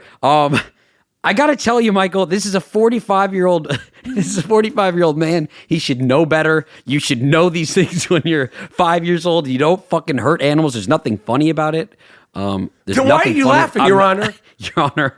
Your Honor, why are you laughing? I didn't call you, Your Honor. I'm saying you called me, Your Honor. I'm not laughing. That's because- that Jackie O. You're on that Jackie O. Listen, the Jackie O, leave that outside because that has nothing to do with it. That's not admissible in my courtroom. Okay. The fact that I was on that. Okay, so this guy in Spokane, Yes, I'm gonna have that to go harassed with- his girlfriend and then really wanted to get back at her. And again, he didn't want to fuck her best friend or even her sister. All right, because or you're even making me call her- nervous call her- here. Call her names like, oh, you bitch, or anything like You're that. making me nervous here, so I'm going to have to go ahead and sentence him with the beyond sick fuck. You took the breakup too fucking far. Okay, move on like a regular human being or do something to yourself. You want to start cutting yourself? Cut yourself. All right? We're not going to fucking fault you for it, buddy, but leave the goddamn horse out of it. All right, there you have it from Judge Dean Collins.